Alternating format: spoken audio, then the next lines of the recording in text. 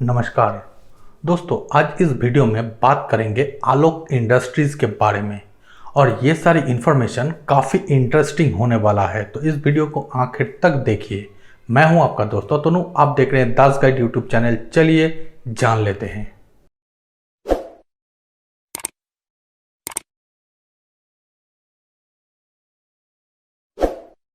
दोस्तों, आलोक इंडस्ट्रीज, इसके नाम हाल ही के दिनों में सभी को पता है, एटलीस्ट उन सारे लोगों को जो स्टॉक मार्केट से रिलेट करते हैं। तो ये आलोक इंडस्ट्रीज एक बहुत ही पुराना टेक्सटाइल ओरिएंटेड कंपनी है। आलोक इंडस्ट्रीज के द्वारा टेक्सटाइल ओरिएंटेड हर एक प्रोडक्ट, ऑलमोस्ट हर एक प्रोडक्ट बनाया जाता था और ये कंपनी शुरुआत होने के बाद आहिस्ता आहिस्ता बहुत बड़ा कंपनी भी बन गया। लेकिन हर एक कंपनी के तरह आलोक इंडस्ट्री भी अपना बिजनेस बढ़ाने के लिए SBI, bank of Baroda, Canada bank जैसे बैंकों के पास लोन लेता गया और अपने बिजनेस को बढ़ाते गया। लेकिन किसी एक टाइम पर आकर कंपनी के द्वारा अपना बिजनेस प्रॉपर तरीके से नहीं चल पा रहा था। तो इसी के चलते आलोक इंडस्ट्रीज को बैंकरप्सी कोर्ट में फाइल करना पड़ा। अब दोस्तों, जब आलोक इंडस्ट्रीज को बैंकरप्सी कोर्ट के तहत फाइल कर दिया गया तो बैंकों के द्वारा आलोक इंडस्ट्रीज के शेयर को नीलाम में लाया गया। यहां पर रिलायंस इंडस्ट्रीज के द्वारा उस आलोक इंडस्ट्रीज को खरीदा भी गया।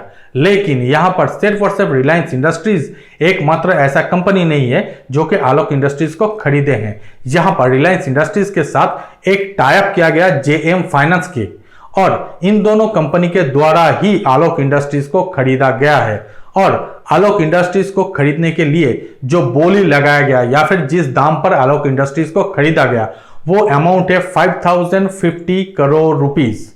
यहां पर रिलायंस इंडस्ट्रीज के द्वारा सिर्फ और सिर्फ 250 करोड़ रुपए ही दिया गया और 4550 करोड़ रुपए रिलायंस इंडस्ट्रीज अपने दम पर अलग अलग बैंकों से लोन लिया, तब जाकर आलोक इंडस्ट्रीज को खरीद पाए हैं। यहां पर रिलायंस इंडस्ट्रीज के द्वारा SBI, ICICI यूनियन बैंक के द्वारा लोन लिया गया। अब दोस्तों, यहां पर रिलायंस इंडस्ट्रीज और JM फाइनेंस के बीच में भी एक कॉन्ट्रैक्ट हुआ है जिसके तहत रिलायंस इंडस्ट्रीज को जिस दिन मन करेगा उस दिन आलोक इंडस्ट्रीज का पूरा जो स्टेक है वो खरीद सकता है। इस तरीके के उन दोनों कंपनी के बीच एक एग्रीमेंट हो गया है। मतलब अगर आलोक इंडस्ट्रीज आगे आने वाले समय में अच्छा परफॉर्म कर पाते हैं तो रिलायंस इंडस्ट्रीज के द्वारा पूरी की पूरी स्टॉक या फिर शेयर्स जो है उसको खरीद लिया जाएगा। ये एक इम्कानात यहां पर रह जाते हैं।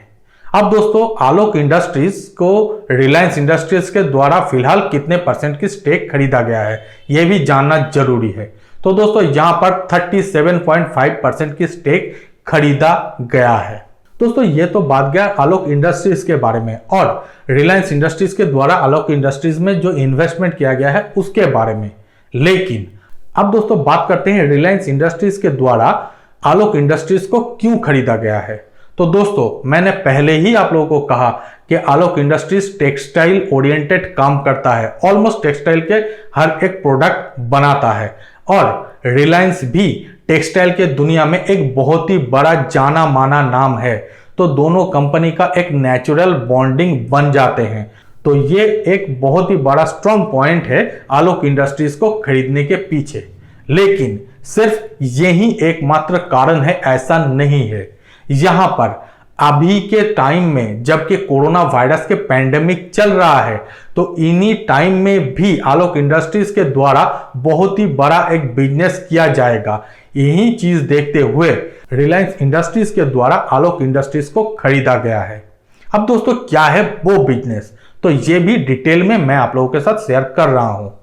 आप लोग सभी को पता है कि PPE किट आज के दिन में सबसे ज्यादा डिमांड में है और ये किट बनाने के लिए इंडिया में एज सच कोई भी कंपनी नहीं था।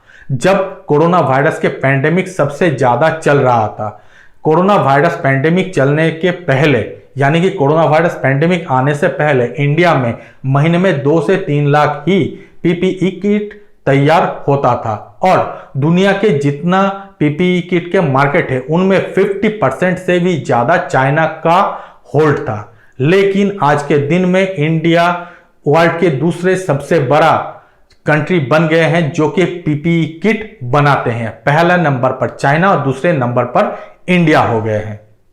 यहां पर आप लोगों को पीपीई किट के बारे में भी और कुछ बातें बता दूं ताकि आप लोगों को यह पता चले कि पीपीई किट का मार्केट क्या आगे आने वाले समय में हो सकता है। अब दोस्तों यहां पर एक अनुमान के मुताबिक जो कोरोना वायरस के पैंडेमिक है वो इसी साल खत्म हो जाएगा, ऐसा कुछ भी अनुमान नहीं है। आगे आने वाले 5 से 10 साल तक इसके इफेक्ट दिखाई देगा। और सिर्फ इतना ही नहीं कि कोरोना वायरस, इसके अलावा भी बहुत सारे ऐसे भी वायरस आगे आने वाले समय में आ सकता है। मैं उम्मीद करूंगा कि ऐसा कुछ भी ना आए, लेकिन आ सकता है। और हर एक जगह पर पीपीई किट की जरूरत होते हैं। और सबसे जो इंपॉर्टेंट चीज है यहां पर पीपीई किट से जुड़े हुए वो है ये कि पीपीई किट सिर्फ एक बार ही यूज होता है। मतलब कोई एक पीपीई किट एक बार ही यूज किया जाता है, उसके बाद उसको डिस्ट्रॉय कर दिया जाता है।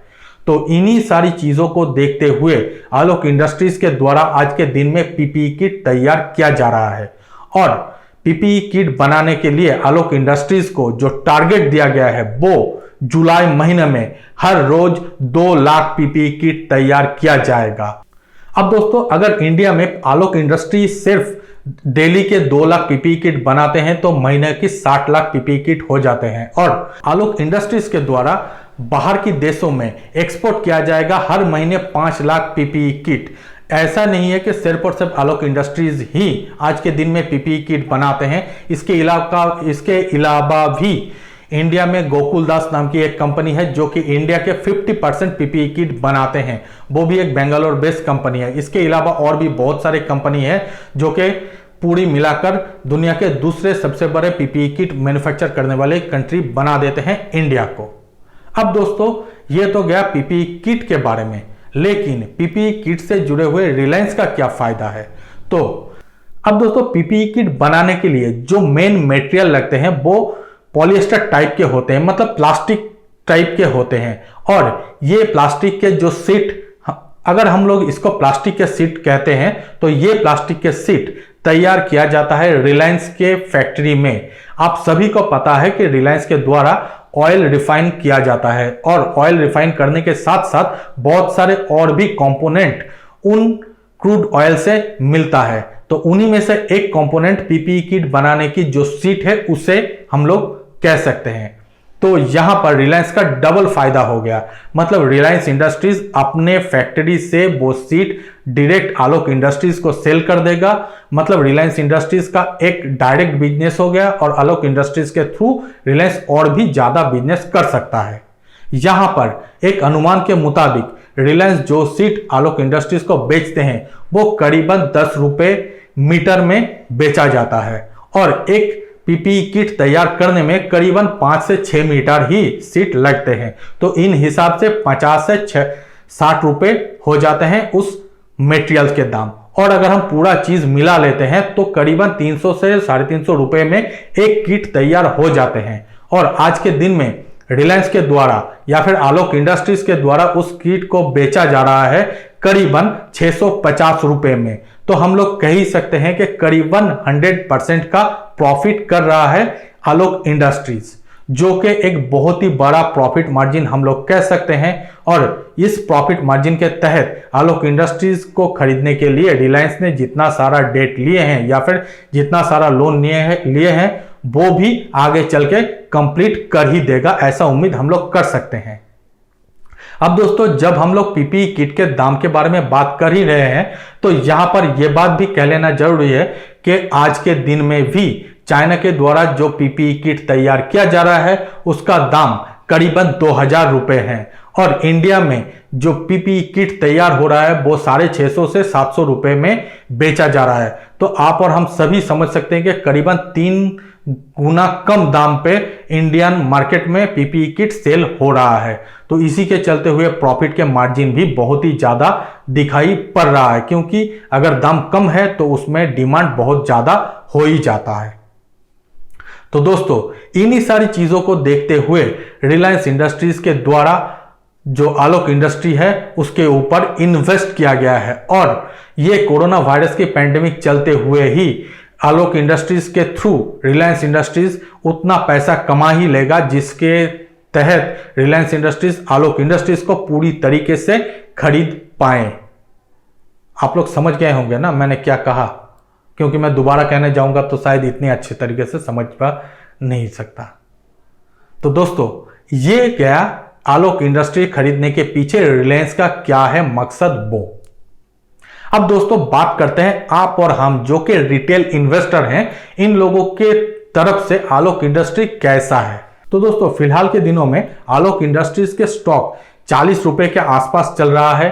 किसी दिन अपर सर्किट मार रहा है और किसी दिन लोअर सर्किट मार रहा है। तो दोस्तों अगले आने वाले समय में आलोक इंडस्ट्रीज के जो प्रोस्पेक्टिव है वो अच्छा हम लोगों को दिखाई देता है, एटलीस्ट तब तक जब तक कोरोना वायरस की पैंडेमिक चल रहा है या फिर कोरोना वायरस जैसे और भी कुछ एकाध अगर वायरस की पैंडेमिक आए। तो अगर अचानक से कोरोना वायरस 1 या 2 साल के बाद पूरी तरीके से खत्म हो जाते हैं तो पीपीई किट के डिमांड भी खत्म हो ही जाएगा, एटलीस्ट ऑलमोस्ट खत्म हो जाएगा। तब शायद कंपनी के ऊपर इफेक्ट आए, वरना अभी जो सिचुएशन है इसको देखते हुए कंपनी का ग्रोथ ही ग्रोथ हम लोगों को दिखाई देते हैं। तो इसी को देखते हुए आलोक इंडस्ट्रीज बहुत अच्छा बेट हम लोग कह सकते हैं, लेकिन ये लॉन्ग टर्म के लिए नहीं है, जबकि इसके पीछे रिलायंस इंडस्ट्रीज के नाम जुड़ा हुआ है। तो आलोक इंडस्ट्रीज के ऊपर आप और हम फेथ रख ही सकते हैं।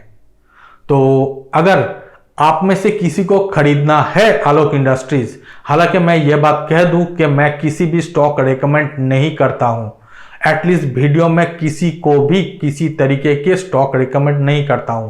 अगर किसी स्टॉक को खरीदना होता है तो मैं पर्सनली खरीदता हूं, पर्सनली उसके ऊपर प्रॉफिट आया तो प्रॉफिट, लॉस आया तो लॉस, जो भी होगा मेरा होगा। मैं आप लोगों को इसके बारे में कभी भी कुछ भी रेकमेंड नहीं करूंगा। फिर भी मैं इतना कह सकता हूं कि अगर आप लोगों को आलोक इंडस्ट्रीज के ऊपर इंटरेस्टेड हैं तो आलोक इंडस्ट्री आज के दिन में अच्छा पोजीशन तो है खरीदने के लिए। अब दोस्तों अगर कोई इसके बावजूद भी आलोक इंडस्ट्रीज में इन्वेस्ट करना चाहते हैं तो आज के दिन में आलोक इंडस्ट्रीज में इन्वेस्ट करने के लिए जितना पैसा वो लोग मतलब थिंक या फिर सोच रखे हैं उनमें से 25% इन्वेस्ट कर सकते हैं।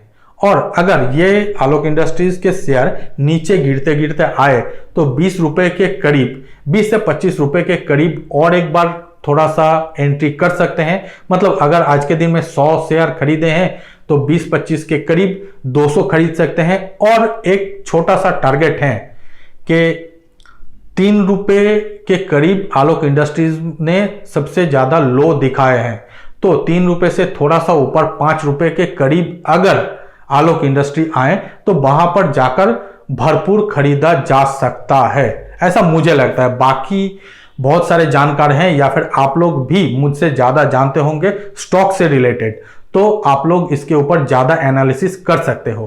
खैर मेरे हिसाब से तो यही 3 जगह हैं जहां पर हम लोग एंट्री कर सकते हैं। एक तो 40 रुपए के करीब, दूसरा 20 रुपए के करीब और तीसरा 5 रुपए के करीब।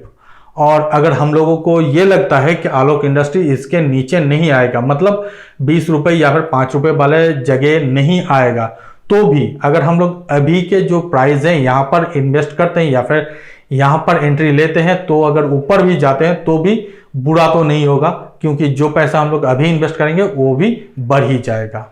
ऐसे ही कुछ मेरा सोचना है, बाकी इसके ऊपर आप लोगों को अलग अलग ओपिनियन हो सकता है। बस मेरे दिल में जो आया वो ही मैं आप लोगों के साथ शेयर किया। बाकी इसके ऊपर आप लोग क्या सोचते हो जरूर कमेंट करके बताइए। तो दोस्तों फिलहाल इस वीडियो में इतना ही। उम्मीद करता हूँ ये सारी इंफॉर्मेशन आप लोगों को अच्छा लगा होगा। अगर अच्छा लगे तो हमारे वीडियो को लाइक कर दीजिए, अपने दोस्तों के साथ इसको शेयर कर दीजिए और हमारे चैनल को सब्सक्राइब जरूर कीजिए। तो मिलते हैं अगले वीडियो में, तब तक के लिए नमस्कार।